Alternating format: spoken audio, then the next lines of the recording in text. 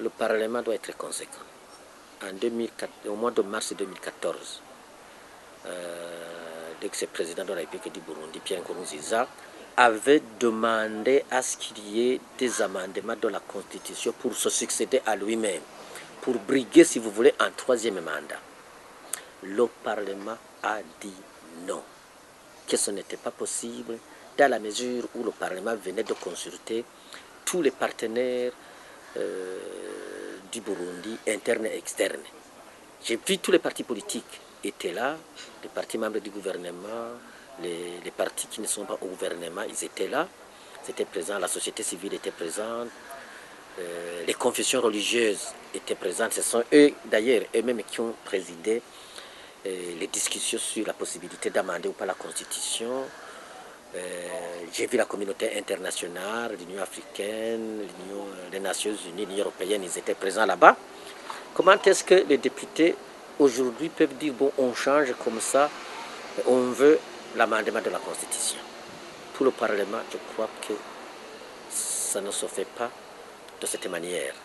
Ils ont censé le présenter au peuple, c'est le peuple qui les mandate pour le faire. Ils n'ont pas encore été mandatés par ce peuple, à ce que je sache. Deux, l'amendement ou la révision de la Constitution procède par des étapes. La première étape, c'est de débattre, de discuter sur l'opportunité. Est-il opportun d'amender la Constitution? Pourquoi? On présente les raisons, ce qu'ils veulent. Quels sont les types d'amendements à intégrer? Nouveaux amendements, les amendements des articles, la reformulation des articles ou la suppression des articles. Et quels sont lesquels? Pourquoi? Tout ce débat n'a pas encore eu lieu. Et troisièmement, récemment à Arusha, tous les partenaires se sont convenus que l'accord d'Arusha et la Constitution doivent rester les fondements de la paix et de la sécurité au Burundi.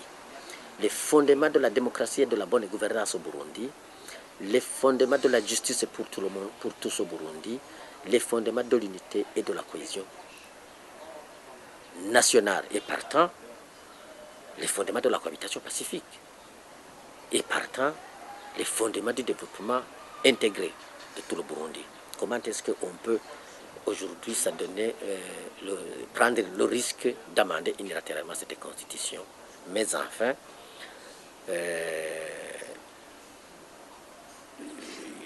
je ne crois pas aujourd'hui que le pouvoir de Bujumbura, compte tenu de notre passé, à un certain moment, les chefs d'État de la région étaient en train de nous aider à régler la crise d'octobre 1993. Il y a eu tentative d'accroc d'État par un ancien chef d'État et des sanctions ont été décrétées. Un embargo a été décrété contre le Burundi. Mais il peut en être les mêmes causes produisant les mêmes effets. Ça peut être la même chose aujourd'hui. Considérez la situation dans laquelle le Burundi se trouve aujourd'hui. Et est-ce qu'on peut encore y ajouter à notre drame? Je ne crois pas. Je pense que les gens seront censés et ne pas prendre ce risque.